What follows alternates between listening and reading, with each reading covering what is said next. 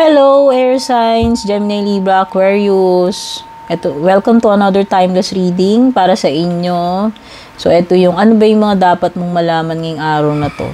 No? Or kung kailan mo to makita. Anong mga mensahe itong dapat mong marinig.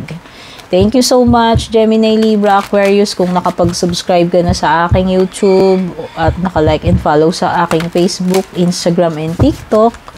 Para sa mga personal reading services, dumiretso lang po kayo sa aking FB page kung balak po ninyo mag-book or mag-inquire. Doon po kayo magtanong Hindi po ako sumasagot sa YouTube, pasensya na. Kasi nakalagay naman sa link ng mga video ko yung yung mga ways paano magpa-personal reading, etc. etc. Yung iba kasi hindi sila nagbabasa. Hindi ko nilalahat yung iba. Ayan. So, basa-basa din ng description ng video. Nandyan lahat yung kailangan ninyo. Ask for help. Ooh. Okay. Mukhang yung iba parang you are in a desperate situation na kailangan nyo ng mag-seek ng tulong, whether professional help man yan or hindi. Gemini, Libra, Aquarius. O, pwedeng iba sa inyo, professional help yung kailangan. Pwedeng yung iba, divine intervention or spiritual help. Pwedeng iba, guidance lang. Pwedeng iba, kailangan nyo lang ng karamay. No? Kung ano mang form ng help yung kailangan ninyo, kung hirap kayo at kung sa tingin ninyo kailangan nyo ng tulong, Gemini, Libra, Aquarius, wag mag-atubili na humingi ng tulong, lalo na kung health matter yan. Okay? Ayan. Hindi tayo doktor ha. Wala ako sa position. Pero kung anything na related sa medical, dumiretso kayo sa mga doktor. Huwag kayo manghuhula sa sarili ninyo o yung mga self-medication.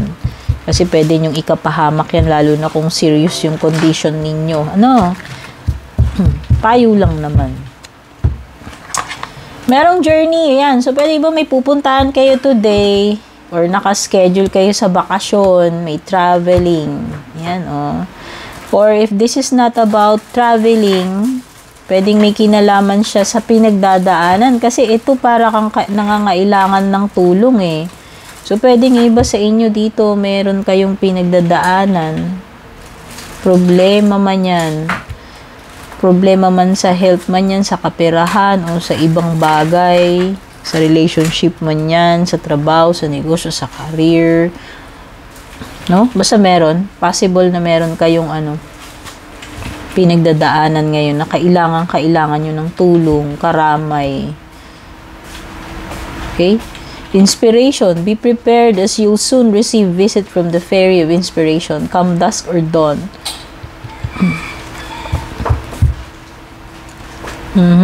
Okay. So, yung nagpapalakas ng loob sa inyo, meron kayong pinaguhugutan dito ng ng inspiration ninyo. Yun yung nafe-feel ko dito sa card na ito. Kaya kahit nahihirapan kayo dito sa pinagdadaanan ninyo, sa current situation ninyo, parang andun pa rin yung andun pa rin yung hindi pagsuko, yung paglaban ninyo, yung inspiration ninyo. Kasi meron kayong pinaguhugutan ng inspirasyon at lakas ng loob. Kaya nakakayanan ninyo itong pinagdadaanan ninyo. Although, aminado talaga iba, kailangan nila ng help. Pwedeng professional help naman kasi yan. Okay? Kagaya nga nung sinabi ko kanina, kung kailangan mo ng professional help, lalong-lalo na sa medical, yan, importante yan. No? Seek doctor's advice pag mga medical concerns, no? Huwag kayong magdoktor-doktoran sa sarili. O di ba? Nagpapabibo no? Mahirap yung ganun. Risky yun risky lalo na pag health iba yan. Okay, mukhang may magbibigay ng inspiration sa iyo to. Ito yung paghuhugutan mo ng lakas Ito yung paghuhugutan mo ng energy. Ito yung source mo ng happiness, ng inspiration. Pwedeng may darating sa inyo na ganyan. Mabubuhayan kayo ng loob. Kahit na nasa difficult situation kayo. Ang ganda naman, diba? Inspiring. Iba, busy-busyhan ngayong araw na to. Ayan. O, hindi makausap. Busy. Huwag mo ko istorbohin, dear. Kailangan ko tapusin to. Ayan. O, pwedeng iba, ano, nagpapaka-busy na lang kayo sa trabaho para hindi nyo mamalayan yung mga problema ninyo. Dinadaan na lang sa pagiging workaholic, no? Basta meron kang pinagkakaabalahan ngayong araw na to, whether this is work or recreational. Basta, meron kang pinagtutuunan ng pansin dyan. Busy-busyhan ka dyan, Gemini, Libra, Aquarius. Ay, okay. So, yung iba very busy kayo in preparation of something na ano, parang celebration na paparating. O, baka naman ang trabaho ninyo is events planner or anything related sa ano. Yung mga nag-organize ng mga events, ayan, halimbawa, catering, sound system, lights, etc. Basta parang ano, trabaho nyo kayo yung nag-aasikaso ng mga ganyan. Or kahit hindi nyo ito job, parang kayo yung natoka. No? Halimbawa, may reunion sa family nyo, magsisipag-uwian yung mga burgis ninyong kamag-anak na galing sa ibang lupalop ng daigdig. O, ikaw limahong ang mag-asikaso ng event natin. Magre-reunion tayo ng bonggang-bongga. O, yan. Taranta ka ngayon dahil mong ginagawa. Yan. Basta busy-busyhan ka dito. Pwedeng iba nagpe-prepare kayo about a wedding or seremonya. Basta may gathering dito eh. Yun yung nakikita ko. O pwedeng pa-despedida ite, debut, binyag, kasal, homecoming, class reunions, no? Baka naman sa class reunion yan, ikaw yung na-assign. O, ito si classmate, ikaw na bahala mag-organize, no? Busy-busyhan ka rito. Ay, ang dami mong kadatungan, Gemini, Libra, Aquarius, sana all. Sobrang sipag mo, workaholic ka, kasi sumukhang marami kang aanihing datong dito, no? Whether ikaw ay negosyante or hindi. No, baka pa na overtime mo dyan. Or freelancer ka, lagari ka, ano.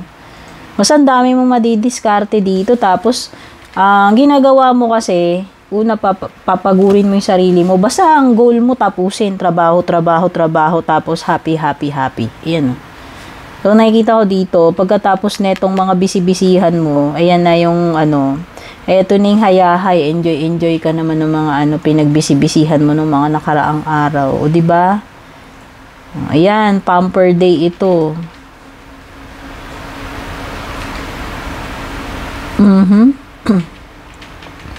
Nagpaplano ba kayong umalis? Gemini, Libra, Aquarius. Ayan. May paglalayas na pinaplano dito. Ano ba to? Maglalayas na ba kayo dito sa jowa ninyo? Sawa na ba kayo? Ayaw nyo na ba? O sawa na kayo dito sa trabaho ninyo? Hindi ko alam eh. Or baka mag-aano nga, despedida, di ba binanggit ako? O baka magmamigrate ka na. Doon ka na sa abroad. Abroad-abroadan na yung peg mo. Pwede namang ganun. Masa parang meron ditong may pag-alis. Ayan. Tignan na natin yung love life mo. Anong energies ngayong araw na ito? Air signs. Napahaba yung chika natin dyan. O, meron kang regret dito. O, pwedeng energy mo yan o energy ni person, ha? Pwedeng past, present, or future energy ite. Ay, naku. So, mukhang may mga pwedeng hindi mo ganong kakilala tong person na to. May mga secret siya. Possible na may mga secret siya tinatago sa iyo.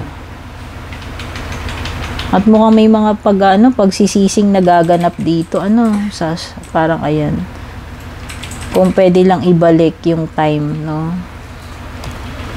Sana hindi na lang ako nagpaloko dito. Sana hindi na lang ako nagtiwala.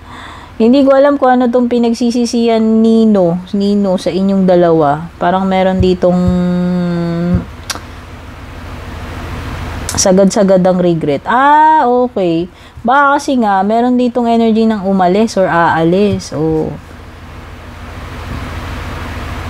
Baka pinagsisisihan niya bakit niya iniwan. Yan, may mga ganyan. Tapos nagsisisi rin siya na hindi niya nasabi yung mga kung ano-ano. Meron ditong mga hindi nasabi. Ayan. Whether mga hindi magagandang sikreto to or sinadya ba niya yan, pero may mga bagay dito na hindi niya dineklara lahat kung sino man sa inyong dalawa, hindi niya sinabi lahat-lahat. Okay? So, ayan, ito yung mga nakuha natin. Sana nagustuhan mo tong reading mo, air signs. Don't forget to like and share. Babush!